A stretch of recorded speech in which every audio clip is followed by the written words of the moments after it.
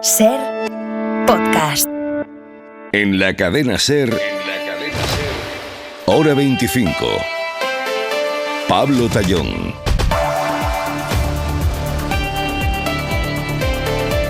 La policía suiza confirma que unas 40 personas han muerto en el incendio de un bar en la estación de esquí de Crans-Montana durante la fiesta de Nochevieja. Las autoridades todavía no dan una cifra cerrada de víctimas, pero hablan de esas 40 personas aproximadamente, muchas de ellas jóvenes, según el jefe de la policía. Van a tardar además días en identificarlas por el estado de los cadáveres. Hay además 115 heridos, la mayoría graves. Dice el presidente suizo: L'incendie qui s'est produit la nuit dernière dans un bar de Crans-Montana constitue l'une des pires tragédies. Dice que este incendio es una de las peores tragedias que ha vivido su país. Ahora mismo actualizamos todo lo que sabemos, pero antes la previsión del tiempo para las próximas horas aquí en España. Luismi Pérez, buenas tardes. Buenas tardes y feliz año nuevo. Ha empezado este 1 de enero con mucha lluvia en Canarias, sobre todo en La Palma, donde ya llevamos algunos registros por encima de los 80 litros por metro cuadrado. Esta noche y mañana viernes, en todas las Islas Canarias, tiempo revuelto, mala mar, bastante viento, especialmente en medianías y cumbres, y también lluvias intermitentes. En la península también lloverá algo en Galicia y Extremadura, sobre todo por la tarde en el sistema central, y por tanto llegará alguna lluvia tímida a Castilla y León, también a Madrid o al Cantábrico. Cuidado con las nieblas entre Huesca y Lleida, nieblas muy frías, y también con bastante viento del sur que se va a reforzar en el Golfo de Cádiz. Mañana sube ligeramente la temperatura. Todo esto a expensas de lo que pase el fin de semana. Tengan en cuenta que la Agencia Estatal de Meteorología ha advertido de posibles nevadas en cotas bajas del este y del interior de la península a partir del domingo, a las puertas de Reyes. También pide precaución ante la previsión de que pueda afectar a las carreteras, y por eso recomienda a los conductores que se informen bien del estado del tiempo antes de meterse en el coche. Y hay media hora 25 deportes. José Antonio Duro, buenas tardes. Hola Pablo, con muchos asuntos deportivos en este primer día de 2026, porque además tenemos fútbol en directo en la Premier a esta hora. El fútbol en Inglaterra no descansa, están en juego el Liverpool 0, Leeds 0 y el Crystal Palace 1, Tottenham 0. A las 9 otros dos partidos, pero la noticia del día en esta liga es que Enzo Maresca ha sido destituido hoy como técnico del Chelsea. Eso en la Premier. Mañana tenemos el primer partido del fin de semana en la liga. Es un Rayo Getafe y además dos nombres propios. El primero es el de Lamine Yamal, que no ha entrenado con el Barça esta tarde preparando el derbi, y el segundo es el de Sergio Ramos, lo vamos a contar en media. Está interesado en comprar el Sevilla Fútbol Club. ¡Oh, la dinguerie! ¡Oh, gros! ¡Bouge! Este es el sonido del terrible incendio en el bar de esa estación suiza de esquí en Suiza. Los testigos, chavales muy jóvenes, lo describen así. C'était comme un film d'horreur, si on peut dire. Lo describen como una auténtica película de terror que dicen pasó rapidísima. On voit pas de flamme au début, on voit que de la fumée, une grosse fumée blanche, très épaisse, comme une grosse fumée. Este chico ha contado a la televisión francesa que de un momento a otro apareció un gran humo espeso y que en menos de 10 minutos todo eran llamas, gente huyendo, mucho caos. Varios testigos afirman que el incendio empezó por una vela o una bengala encendida dentro de una botella de champán, pero la policía, que trabaja con varias hipótesis, no ha querido confirmar cuál ha sido el origen del fuego. Un fuego tan devastador que las autoridades tardarán días en identificar a las víctimas. Victoria García, buenas tardes. Hola Pablo, buenas tardes. Pues era la 1:30 de la mañana cuando más de 200 personas estaban en ese edificio donde está el restaurante de una elitista estación de esquí ahí en Suiza. El restaurante, en los bajos de un edificio de madera, se prendió en llamas en cuestión de segundos. El balance es catastrófico, según explicaba el jefe de la policía del cantón. Señoras y señores, esto es de lo peor que he visto aquí, decía el policía. Asegura que los primeros en llegar fueron los bomberos del enclave y los servicios de emergencia. De las más de 100 personas heridas, casi la mitad estarían muy graves. Y hay muchos jóvenes, también la mayoría extranjeros, en este pequeño país que tiene algunos de los resorts más famosos para esquiar, donde se dan cita esquiadores de todo el mundo. Los trabajos se centran ahora, como decías, en labores forenses. Es la fiscal general del país. Que lo primero, dice, es identificar los cuerpos para entregarlos a los familiares. Y hospitales franceses ya están recibiendo también a algunos de los heridos, los más graves de este incendio. Gracias, Vicky. Y aquí en España la Guardia Civil ha encontrado muerto a un montañero que anoche quedó atrapado por una alud en el Valle de Bielsa, en el Pirineo de Huesca. Tenía 54 años y es el segundo accidente de este tipo en lo que llevamos de semana, después de que 3 alpinistas murieran el lunes en otra zona del Pirineo ostense. Radio Huesca, Sergio Lacasa. Los equipos de rescate de la Guardia Civil lograban localizar el cadáver del montañero sobre las 2 de la madrugada tras una dura intervención a pie en plena noche para llegar a la ladera noreste de la Punta del Cau, una zona de difícil acceso a 2.500 metros de altura en Bielsa, donde todo sucedió. El alcalde de la localidad, Miguel Noguero, explicaba la dificultad. El sitio es uno de los sitios feos del valle, por accesibilidad, por la noche hay que subir andando prácticamente todo el camino. Era un montañero de Zaragoza de 54 años que hacía raquetas cuando fue arrollado por el alud la tarde del día 31. Su compañero logró liberarse para acudir al refugio más cercano y dar la voz de alarma. El alcalde considera que no midieron el riesgo. En invierno el riesgo es mucho más extremo que en verano. Estas personas no midieron el riesgo ni estaban equipados como deberían. Es la cuarta víctima mortal por aludes esta semana en el Pirineo aragonés tras el trágico suceso en el que 3 montañeros fallecieron el lunes arrollados por una avalancha en el Pico Tablato, en Panticosa. La Guardia Civil de Huesca ha pedido a quienes vayan a la montaña, al Pirineo estos días, que revisen bien la meteorología y el peligro de aludes, porque, insistimos, ya van 2 accidentes mortales en 48 horas. Y eso nos lleva a la pregunta de qué está pasando, es decir, ¿por qué se producen 2 aludes tan seguidos? Vamos a intentar buscar respuestas con Javier Ruiz Martínez. Los 2 últimos casos los ha descrito a la perfección Miguel Ángel Clavero, director de Emergencias de Aragón. Típico alud de invierno, de estos días de frío, nevada, se forman las placas en láminas y en una de ellas rompe y desliza sobre las otras. Sobre todo hay 2 tipos de alud, como explica Javier Herrero Lantarón, experto en nieve de la Universidad de Granada. Hay aludes de placa, en capas de nieve donde se ha desarrollado una superficie más dura, o también hay aludes en donde mucha acumulación repentina de nieve nueva puede provocarlos. Las zonas más peligrosas son las de pendiente de 30 a 40 grados, porque ahí se acumula nieve nueva. Una nieve que no ha cohesionado con la capa que había antigua, ¿no? Como explica Íñigo Ayllón, guía de montaña y colaborador de Ser Pirineos, parece un plano de deslizamiento importante. Las grandes nevadas son menos habituales y más fuertes, con lo que las acumulaciones de nieve son más peligrosas. Y Nueva York ya tiene nuevo alcalde, Zohran Mamdani.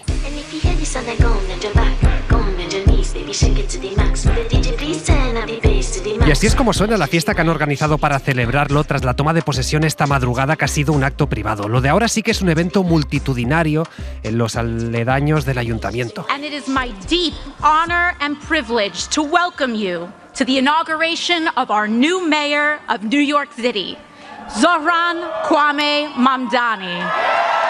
Un acto con importantes figuras demócratas como Alexandria Ocasio-Cortez dándole la bienvenida al cargo. Mamdani es un político abiertamente de izquierdas, musulmán, de hecho ha prometido el cargo sobre el Corán, y jovencísimo. Con 34 años es ya el alcalde más joven que ha tenido la ciudad en más de un siglo y llega a la alcaldía con un ambicioso programa social bajo el brazo, con promesas como congelar los precios de los alquileres o ofrecer autobuses urbanos gratuitos. Claro, ahora hay que ver cómo gestiona las expectativas, cuánto consigue llevar a la práctica de todo lo prometido. Informa desde Nueva York para la SER, Nicolás Lupo. I, Zohran Kwame Mamdani, do solemnly swear. Ningún alcalde norteamericano en la era reciente ha llegado al poder con tantas expectativas como Mamdani. No solo es el alcalde más joven de Nueva York en más de un siglo, el primero de confesión musulmana y de ideología socialista, sino que el entusiasmo que ha despertado durante la campaña solo se ha visto igualado por la oposición de grandes sectores de la ciudad y de una amplia parte de su élite política y económica. Una oposición feroz que también se originaba en la Casa Blanca.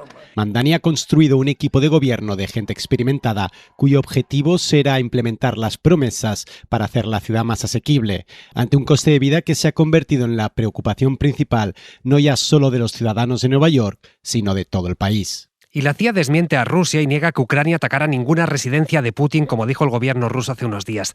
La Agencia de Inteligencia de Estados Unidos asegura que no hay ninguna evidencia de esa agresión que el Kremlin utilizó para enfriar las conversaciones de paz. En paralelo, el presidente Trump ha compartido en sus redes sociales un artículo del New York Post que acusa a Moscú de inventar ese ataque para boicotear esas negociaciones. Isabel Villar, buenas tardes. Buenas tardes. Sí, es un artículo muy crítico con Putin el que ha compartido Trump. En él se acusa al presidente ruso de basar toda su campaña contra Ucrania en una mentira de despreciar a Estados Unidos y de trabajar en contra de la agenda de Trump al aliarse con países como Irán o Venezuela. Esto lo ha compartido en su red social el presidente de Estados Unidos tras saberse que la CIA no ha encontrado ningún indicio de que el ejército ucraniano quisiera atacar con drones una residencia de Putin. Lo publica el Wall Street Journal citando funcionarios estadounidenses, funcionarios que explican que el ejército de Zelensky sí quería atacar un objetivo militar en una región rusa donde Putin tiene una residencia, pero que la propiedad no está cerca de ese objetivo al que apuntaban los ucranianos. Y en Rusia, atención a esto, porque los servicios de inteligencia, el KGB durante la época soviética, va a gestionar sus propias prisiones, es decir, no utilizarán las del Estado o los calabozos de la policía, sino que tendrán sus propios centros de detención para retener ahí a sospechosos que estén acusados de delitos contra la seguridad del Estado. Esto es terrorismo, espionaje, traición. ¿Qué pasa? Que en Rusia, dentro de esas categorías, entran incluso organizaciones en defensa del colectivo LGTBI. De ahí que salten todas las alarmas con estas nuevas prisiones. Informa desde Moscú para la SER Javier González Cuesta. Comienza un año en Rusia todavía más represivo si cabe. El heredero del KGB, el Servicio Federal de Seguridad, el FSB, tendrá a partir de ahora sus propias cárceles. La apertura a Europa tras la Unión Soviética había obligado al país a que los centros de detención preventiva tuvieran supervisión externa. Una nueva ley permite ahora al FSB internar a la gente en estas cárceles totalmente aisladas.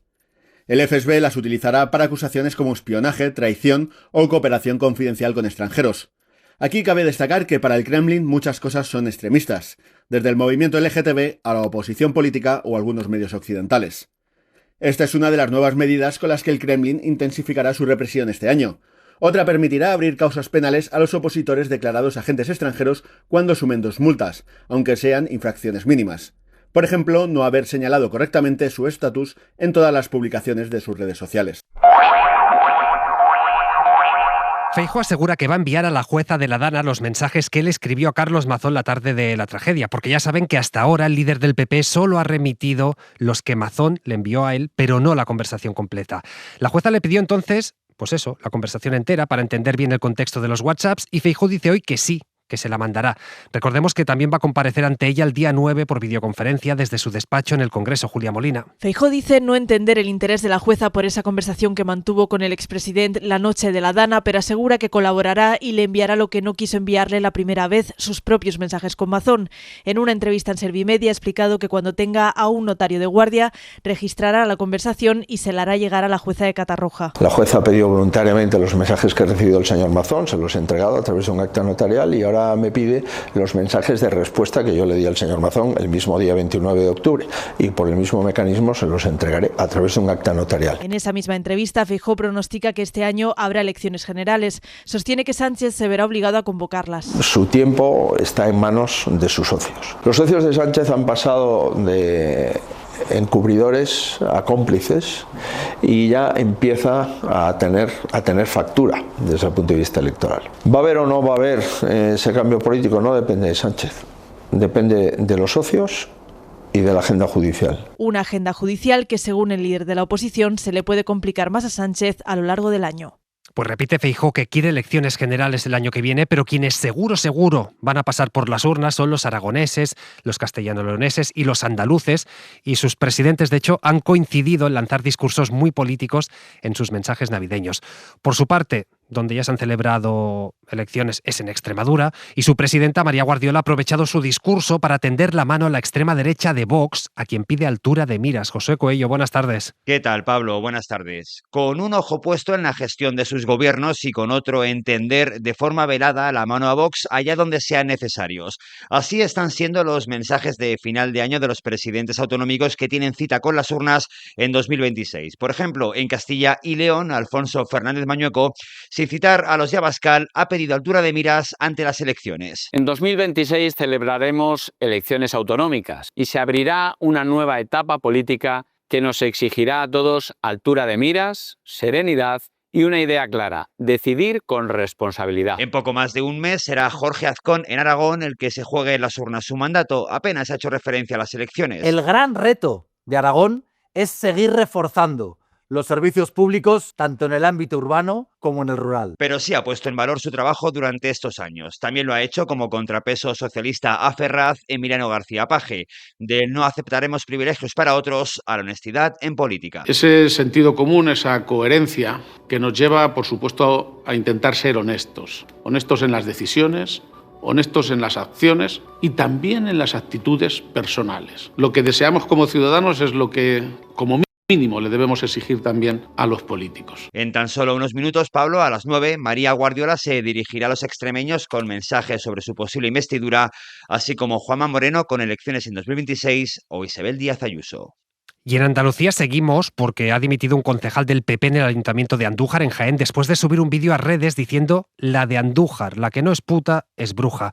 Renuncia a su cargo, se da de baja del partido y pide disculpas por usar un refrán, dice él, desafortunado. Andalucía, Curro García. La polémica suscitada a raíz de un vídeo en el que se escuchó al concejal de festejos del Ayuntamiento de Andújar, en la provincia de Jaén, pronunciar el siguiente refrán de contenido machista le ha llevado a presentar su dimisión. La de Andújar, la que no es puta, es bruja.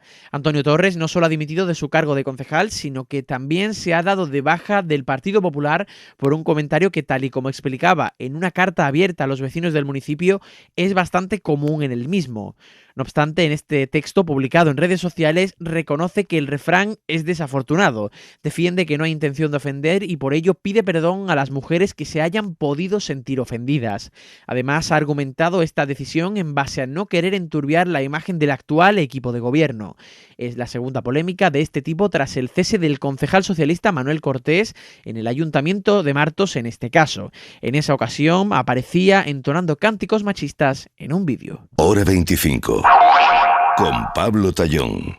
El gobierno va a topar los intereses que bancos y empresas pueden cobrar por conceder créditos al consumo. Lo ha anunciado el ministro de Economía, Carlos Cuerpo, en una entrevista aquí en la SER. Afirma el ministro que aprobarán la norma a lo largo de este mes y que además de limitar los intereses van a prohibir que la publicidad de estos préstamos se centre en la inmediatez. Adela Molina. La nueva norma pretende proteger mejor a los consumidores y evitar el sobreendeudamiento, ha explicado el ministro Carlos Cuerpo aquí en la SER, empezando por mejorar la transparencia de unas ofertas que venden sobre todo dinero rápido. Pues que esa publicidad no pueda poner la incidencia solo sobre la rapidez de acceso al dinero, sino que esto tenga que venir de la mano del resto de condiciones y que no nos llevemos luego a un engaño simplemente por la inmediatez. Se va a obligar además a dar tiempo al cliente para que estudie la oferta y se limitarán los intereses abusivos. Que entre una oferta vinculante y la aceptación pasen un mínimo de 24 horas, por ejemplo, de tal forma que nos dé tiempo, ¿no? En este caso, a interiorizar una decisión tan importante como la que estaríamos tomando. Y luego, otro elemento esencial que es, efectivamente, es ser capaces de poner un tope, unos límites a los costes de este tipo de productos. Hay casos en los que el interés de este tipo de microcréditos instantáneos llega a alcanzar el 3000% e incluso más, un abuso que suele cebarse con personas vulnerables que son las que más recurren a este tipo de créditos rápidos. Un Cuerpo que también saca pecho del crecimiento de la economía española. Nada más abrir la persiana, podríamos decir, este 1 de enero del 2026, España ya está creciendo en torno a 1 o 1,1 puntos porcentuales. Esto es prácticamente la tasa que le dan al conjunto de la zona euro para el conjunto del año y nosotros la conseguimos, la tenemos nada más empezar. Y sobre la crisis de vivienda, Cuerpo defiende aquí en la SER la importancia de construir más, de enfocarse en la oferta. Yo creo que un esfuerzo inversor para reconstruir de la mano también del sector privado la oferta en nuestro país después de más de una década donde el sector de la construcción pasó de representar el 13% del PIB al 6%, y esto habla a las claras de esa ausencia, ¿no?, de inversión que ha habido en esta última década. Pues esfuerzo inversor clave a través de los fondos del Plan de Recuperación, a través de ICO y también de los propios presupuestos del Ministerio de Vivienda, donde esperamos también que las comunidades autónomas se sumen, porque esto tiene que ser un esfuerzo conjunto. Y todavía en economía doméstica, en la que todos notamos, el 1 de enero trae consigo cambios en las pensiones, Isa. Empezando porque se retrasa la edad de jubilación, sube 2 meses hasta los 66 años y 10 meses. Así que para cobrar el 100% de la pensión hay que haber cotizado 36 años y medio, aunque se podrán jubilar antes de esa edad sin penalización quienes hayan cotizado 38 años y 3 meses. Pero no todo es malo, con el cambio de año también suben las pensiones y quizás se pregunten, ¿pero cuánto? ¿Depende del tipo? O por ejemplo, ¿qué pasa con el ingreso mínimo vital? Pues no se preocupen, que Estefanía Salvatierra nos trae una guía práctica. Si cobras una pensión contributiva, verás cómo esta se revaloriza un 2,7% desde este 1 de enero. Esto implica 570 euros adicionales al año para las personas que reciben una pensión media de jubilación, que en este momento supera los 1.500 euros mensuales. El resto de las pensiones, las no contributivas y las mínimas, también suben, y lo hacen cuadruplicando las más habituales. El Gobierno aprobó subir hasta un 11,4% la cuantía de las pensiones no contributivas y del ingreso mínimo vital, mientras que las pensiones mínimas subirán un 7%, porcentajes que sobrepasan con mucha diferencia la inflación. Elma Sáiz, la ministra de Seguridad Social. Las pensiones salvan de la pobreza a casi 8 millones de personas y reducen la tasa nacional en 16,4 puntos porcentuales. De eso estamos hablando, de justicia social. En 2025 se registró un gasto récord en pensiones contributivas, casi 200 millones de euros. Suben las pensiones, pero también hay que mentalizarse de algunas subidas de precios, por ejemplo en la factura del teléfono, en el envío de cartas o paquetes o en los billetes de avión por el ligero aumento de las tasas aeroportuarias. Edu Hernández. La subida de precios de este año empieza por la factura del teléfono, y es que MasOrange, Movistar y Vodafone encarecen sus tarifas en torno a un 4%. Si queremos mandar cartas o paquetes con correos, también nos costará más. Los sellos nacionales, los paquetes de menos de 1 kilo y las cartas certificadas suben entre un 5,5 y un 7,9%. Ojo también a la factura de la luz, porque sube tanto el peaje de la CNMC, un 4,1%, como los cargos del Ministerio de Transición Ecológica, un 10,5%. Aún así, gracias a las renovables, dice el Ministerio, se espera que la factura sea entre un 5 y un 10% más barata. Los peajes de algunas autopistas suben un 3,64% o un 4,68%, y también suben las tasas de AENA en los aeropuertos, un 6,4%, por lo que los billetes de avión costarán al menos 67 céntimos más. Pues seguimos hablando de transporte, pero de transporte público, porque en este 2026, por lo menos hasta la mitad del año, se van a mantener las bonificaciones del Gobierno y de las comunidades que abaratan, por ejemplo, el precio del metro. Además, arranca el abono único que anunció el Gobierno para cercanías, media distancia y autobuses de líneas estatales. Edu. Sí, las ayudas al transporte se mantienen con el mismo esquema que en el segundo trimestre del año pasado, de 2025. Esto incluye, recordemos, entre otras cosas, el transporte público gratis para menores de 14, en los autobuses hay bonos de 10 viajes y un 40% de descuento, o abonos mensuales con un 70%.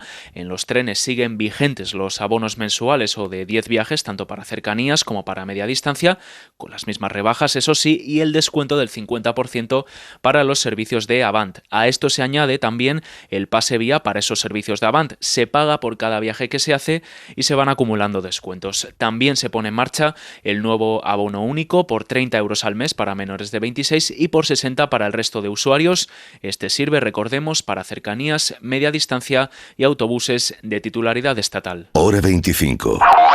Con Pablo Tallón. Ojo a la solución del régimen chino para aumentar la natalidad. Resulta que ha decidido poner más impuestos a los anticonceptivos. Hasta un 13% más pagan desde hoy en China, por ejemplo, por los preservativos.